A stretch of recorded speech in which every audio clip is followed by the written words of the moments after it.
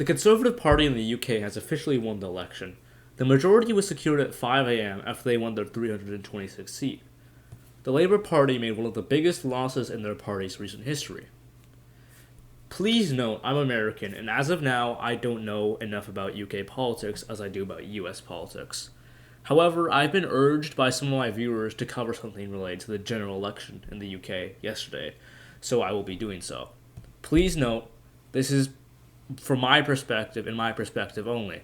If you feel the need to argue with me on some of these topics, feel free to, and I will be listening in for feedback, and if I am thoroughly convinced enough, I will gladly listen in. So, to start off, a veteran member of the Labour Party, Dennis Skinner, has lost his seat yesterday. He served in the British Parliament from 1970 to 2019.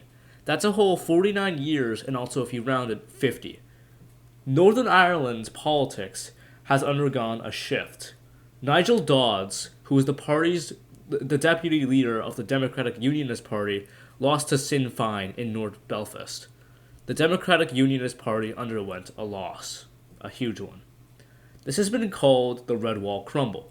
The Tories have torn it down, and for my viewers who do not know what that means, that's a synonym for conservative. The Scottish National Party, however, has made a great record-breaking win, with almost all of Scotland coming under their control. And Jo Swinson of the Liberal Democrats lost her seat. Finally, to end this section off, I'm going to list the 4 major parties of this election and how much they gained and lost. So, firstly, Conservative Party, Boris Johnson, 48 seats, changed positively, 365 seats won. Labour Party, Jeremy Corbyn, 60 seats changed negatively, 202 seats won. Scottish National Party, or SNP, Nicola Sturgeon, 13 seats changed positively, 48 seats won. Liberal Democrats, 1 seat lost, 11 seats won.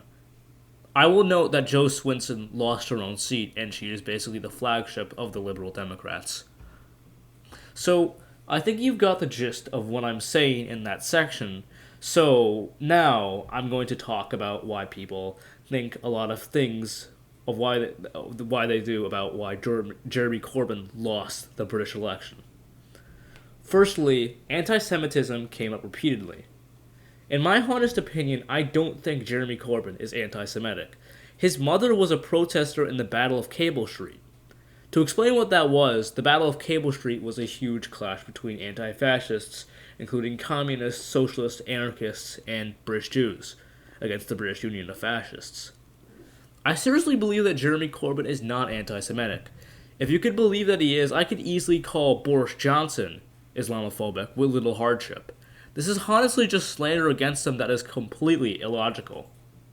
Secondly, the manifesto of the Labour Party, which among its policies listed free care for the elderly, free university tuition freeze, and reducing the voting age to 16, and payouts for WASPy women or Women Against State Pension Inequality, the party some people believed was being too wide for their policies.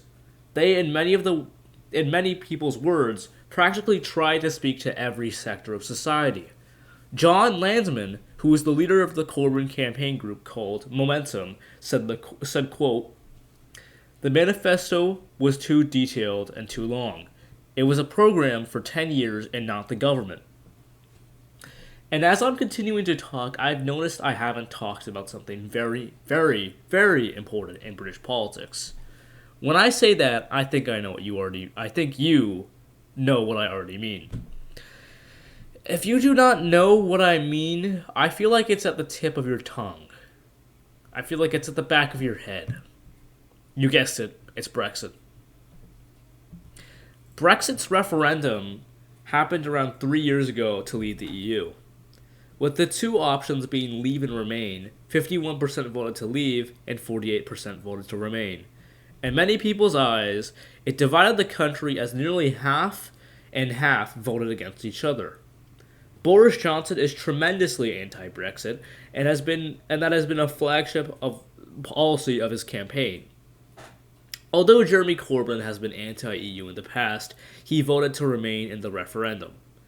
But I think that's all the time we've got. I believe that I covered practically enough about this topic for today. However, if you would like to see a second part or a follow up to this video, please leave the comment below. Or if you'd like to argue with me, go ahead. That's how it is. Atul, signing out.